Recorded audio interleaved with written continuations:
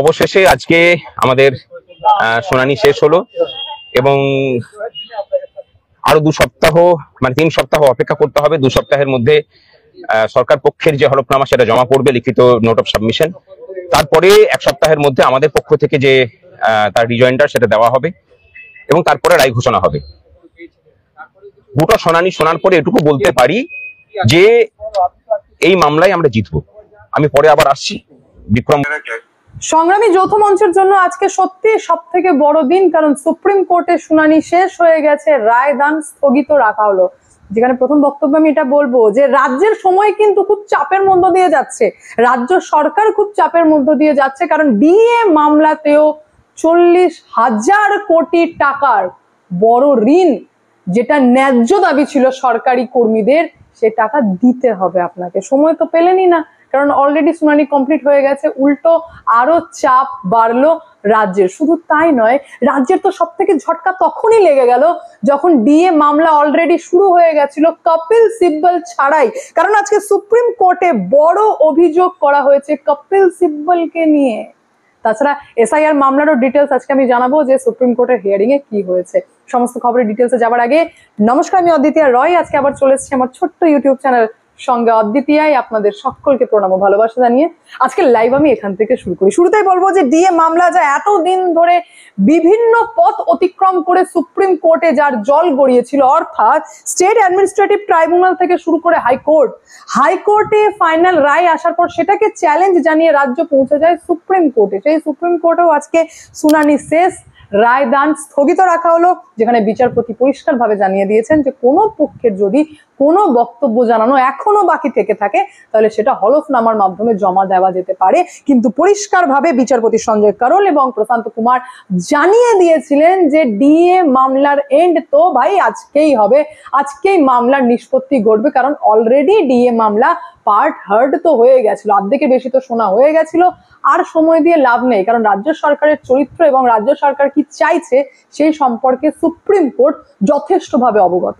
দেখুন, চেঞ্জেস কখন আসতে পারে, কেন এত কনফার্ম ভাবে আমরা বলতে পারছি যে সরকারি কর্মীর পক্ষে রায় যাবে, এই কারণেই বলতে পারছি কারণ যদি রাজ্যের পক্ষের আইনজীবী বা কপিল সিব্বলের আইন মতো আইনজীবী যদি নতুন কোনো যুক্তি দিতেন, হ্যাঁ এটা বলা ভুল যে কপিল সিব্বল যুক্তি দেননি।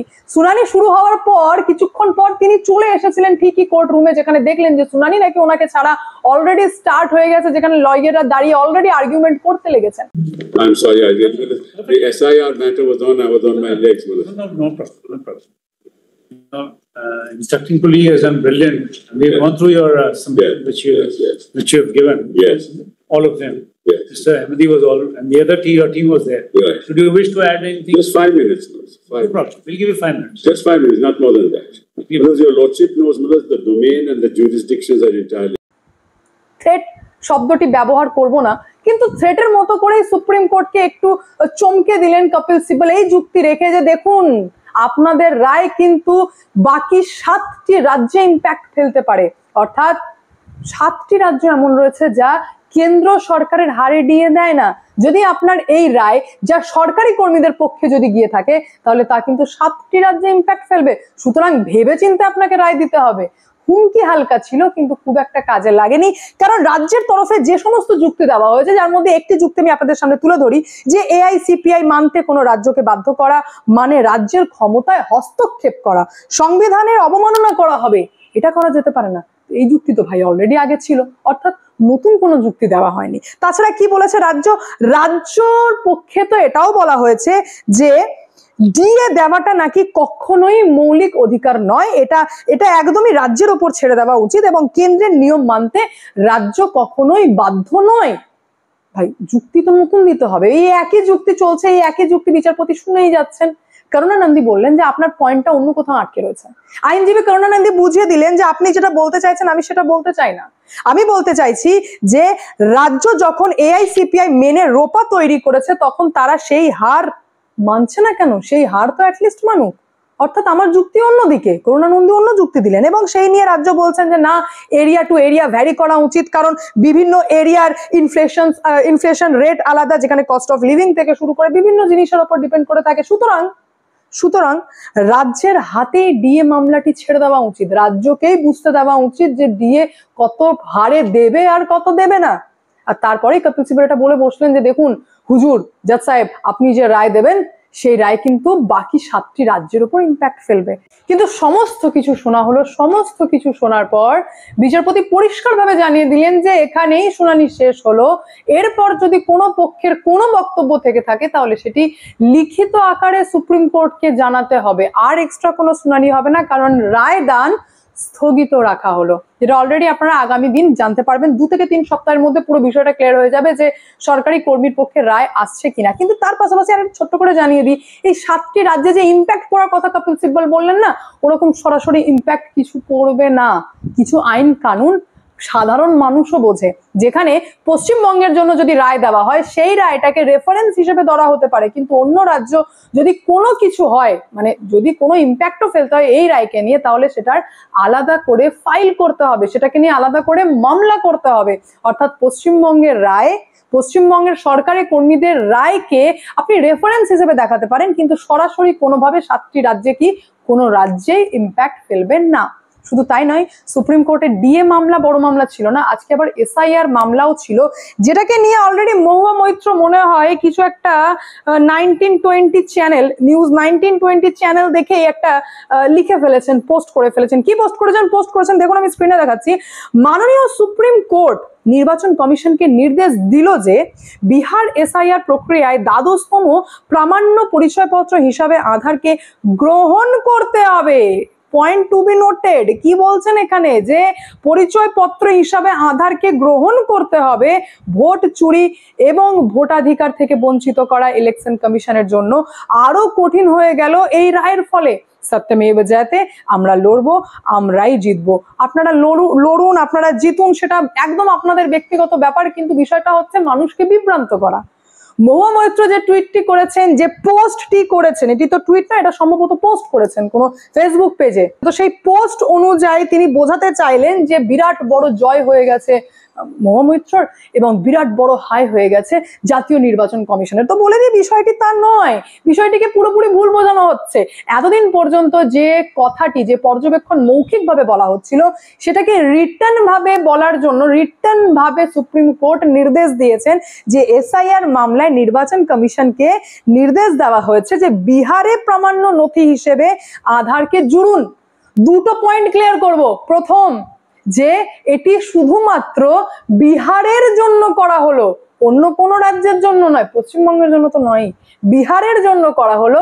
আর দ্বিতীয়, সেই একই কথা, আধার কার্ড নাগরিকত্বের প্রমাণ নয়, আধার কার্ড পরিচয়পত্রের প্রমাণ হিসেবে গ্রহণ করা যেতে পারে। অর্থাৎ এখানে বিচারপতি সূর্যকান্ত এবং বিচারপতি জয়মাল্য বাগচির ডিভিশন বেঞ্চ পরিষ্কারভাবে জানিয়ে দিয়েছেন যে আধার কার্ড কখনোই নাগরিকত্বের প্রমাণ হতে পারে না, আধার কার্ড নাগরিকত্বের প্রমাণ নয়।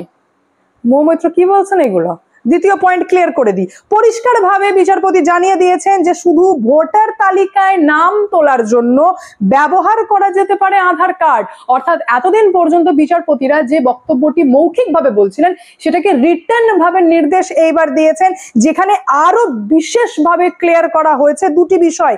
সেটা হচ্ছে ভোটার পরিচয়পত্র এবং নাগরিকত্বের মধ্যে যে সুস্পষ্ট পার্থক্য রয়েছে, সেই পার্থক্যকে তুলে ধরেছেন সুপ্রিম কোর্ট। এটা জানিয়েছেন ঠিকই যে 12তম নথি হিসেবে গণ্য করা হলো, আমি কি বলবো, 12তম কি, 13তম, 14তম, 15তম, 20তম নথি হিসেবে গণ্য করা হোক, কিন্তু গণ্যটা কি ক্ষেত্রে করা হচ্ছে সেটা ম্যাটার করে এখানে। যেখানে 1950 সালের জনপ্রতিনিধিত্ব আইন অনুযায়ী আধার কার্ডকে সংযুক্তিকরণের কথা সুপ্রিম কোর্ট যেমনটি জানিয়েছে, সেরকম জানিয়েছে যে ভোটার পরিচয়পত্র এবং নাগরিকত্বের মধ্যে একটি স্পষ্ট পার্থক্য রয়েছে, সুস্পষ্ট পার্থক্য রয়েছে। কারোর পরিচয়পত্র প্রতিষ্ঠার জন্য, অর্থাৎ কারোর পরিচয় প্রতিষ্ঠার জন্য আধারের সাহায্য নেওয়া যেতে পারে, কিন্তু ভারতের নাগরিকত্বের প্রমাণ হিসেবে আধারকে ব্যবহার করা যাবে না, আধার চূড়ান্ত প্রমাণ নয়। সুপ্রিম কোর্ট বিচারপতি নিজে বলছেন যে আমি স্পষ্ট করে বলছি, বিচারপতি বলছেন যে আমি স্পষ্ট করে বলছি যে আধার কার্ড নাগরিকত্বের প্রমাণ নয়, কেউ নাগরিকত্বের প্রমাণ হিসেবে আধার দাখিল করতে পারবেন না, নাগরিকত্বের প্রমাণ হিসেবে আধার দাখিল করতে পারবেন না। তাছাড়া কেবলমাত্র ভারতীয় নাগরিকরাই ভোট দেওয়ার অধিকার পাবে। জালি কাগজ দেখিয়ে যারা ভারতীয় হবার দাবি করছে তাদেরকে দূরে রাখতে হবে ভোটাধিকার থেকে, তারা ভোট দেওয়ার অধিকার পাবে না। তাহলে দিদি আপনি কি বলতে চাইলেন, আপনি কি বোঝাতে চাইলেন, মানে আপনার স্ট্যান্ড পয়েন্টটা কি? আমি তো সেটাই এখনো বুঝে উঠতে পারছি না, কারণ আমাদের কাছে ইমেজটা ক্লিয়ার যে এখনো পর্যন্ত আধার কার্ডকে নাগরিকত্বের প্রমাণ হিসেবে ধরা হবে না। চিন্তিত পশ্চিমবঙ্গকে নিয়ে, তো পশ্চিমবঙ্গকে নিয়ে রায় দেওয়া হয়নি, এটা বিহারকে নিয়ে রায় দেওয়া হয়েছে। আর যদি ভেবে থাকেন যে বিহারের রায়কে রেফারেন্স হিসেবে তুলে ধরা হবে, তুলে ধরতেই পারেন, তাতেও কিছু খুব একটা কাজে লাগবে না। কিন্তু সব থেকে বেশি ভুয়ো আধার কার্ড এবং ভোটার কার্ড যদি কোথাও থেকে পাওয়া যায় সেটা পশ্চিমবঙ্গ থেকে পাওয়া যায়, আর সেটা সুস্পষ্টভাবে সুপ্রিম কোর্টে ক্লিয়ার হয়ে যাবে। আরেকটা কথা আমি ক্লিয়ার করে দিই আপনাদেরকে, যে অলরেডি মিনি এসআইআর কে নিয়ে আমি কালকে লাইভে আপনাদেরকে জানিয়ে দিয়েছিলাম ডিটেলসে যে কত বড় নির্দেশ দিয়েছেন এখানে জাতীয় নির্বাচন কমিশন। অন্যান্য রাজ্যে যেভাবে এসআইআর করা হবে সেই চোখে পশ্চিমবঙ্গকে দেখা হচ্ছে না। দিদি মমতা ব্যানার্জি এবং মহুয়া মৈত্র যতই আপনারা ভেবে নিন যে এসআইআর হতে দেবো না, এসআইআর হতে দেবো না, এসআইআর তো বঙ্গে হবেই, এসআইআর পশ্চিমবঙ্গে হবে, আর টাইম নিয়ে হবে। কারণ পশ্চিমবঙ্গকে নিয়ে এবং যেভাবে ভোটার আবেদনের সংখ্যা হঠাৎ করে 3 মাসে ইনক্রিজ করেছে সেটা দেখে অলরেডি জাতীয় নির্বাচন কমিশন ঘাবড়ে গেছেন এবং সেই কারণে মিনি এসআইআর এর নির্দেশ দিয়ে দিয়েছেন, যার জন্য 2002 সালে যে মানে ভোটার তালিকা প্রকাশ করা হয়েছিল তার সাথে রিসেন্টকার ভোটার তালিকা অলরেডি মিলিয়ে দেখা শুরু হয়ে গেছে, যাতে চিহ্নিত 60%ও যদি ভোটার থেকে থাকে যারা সঠিক এবং যাদেরকে নিয়ে ডিটেলস যাচাই করার দরকার নেই, যারা ভারতীয় নাগরিক, তাদেরকে যাতে অতি সহজে সাইড করা হয় এবং বাকি যে প্রায় 40% পড়ে থাকবে যাদের ওপর কড়া নজরদারি দরকার, যাদের জন্য প্রমাণ্য নথির দরকার যে তারা ভারতীয় নাগরিক কিনা, তাদের ওপর যাতে সঠিকভাবে সময় নিয়ে নজরদারি রাখতে পারে জাতীয় নির্বাচন কমিশন। সেই কারণে পশ্চিমবঙ্গে স্পেশাল ভাবে আগেই মিনি এসআইআর এর নির্দেশ দেওয়া হয়েছে, কারণ 2026 ইলেকশনের আগেই এসআইআর প্রক্রিয়া সম্পূর্ণভাবে কমপ্লিট করতে হবে। সুতরাং এই যে আপনারা একটা গেম প্ল্যান করার চেষ্টা করছেন না যে আধার কার্ডকে নাগরিকত্বের প্রমাণ হিসেবে, এটাই তিনি বলতে চাইছেন, এটাই স্ট্যান্ড পয়েন্ট ছিল যে নাগরিকত্বের প্রমাণ হিসেবে ধরা হোক, কিন্তু ধরা হয়নি। আধার কার্ড সুস্পষ্টভাবে সুপ্রিম কোর্ট ক্লিয়ার করে দিয়েছে যে এটা পরিচয়পত্র হতে পারে, যে একটি ব্যক্তির যে এক্সিস্ট করছে, যে জীবিত, তার পরিচয়পত্র হতে পারে, কিন্তু আধার কার্ড নাগরিকত্বের প্রমাণ হতে পারে না। আর যখনই নাগরিকত্বের প্রমাণ হবে না তার মানে তার ভোট দেওয়ার রাইট থাকবে না। আর ভারতীয় ছাড়া গ্যার ভারতীয় যারা অবৈধ ভারতীয় তারা কখনোই ভোট দেওয়ার রাইট তাদের থাকতে পারে না। এটাই তো এসেছে সুপ্রিম কোর্টের রায়। তাহলে মহুয়া মৈত্র আপনি ভুলভাল বোঝানোর চেষ্টা করছেন, আর বেশ কিছু নিউজ মিডিয়া এটাকে নিয়ে বিরাট করে খবর করার চেষ্টা করেন 12তম তথ্য প্রমাণ্য তথ্য হিসেবে। আরে ভাই, এটা সাপোর্টিং ডকুমেন্ট। যখন নাগরিকত্বের প্রমাণ করতে হবে তখন আধার কার্ডের সাথে সাপোর্টিং ডকুমেন্ট লাগবে, যে 11টি ডকুমেন্ট রয়েছে তার মধ্যেই কিছু না কিছু লাগবে। আর যদি আপনি বলেন যে আবেদন করবেন ভোটার তালিকায় নাম তোলার জন্য, সেখানে আধার কার্ড দেখাতে পারেন।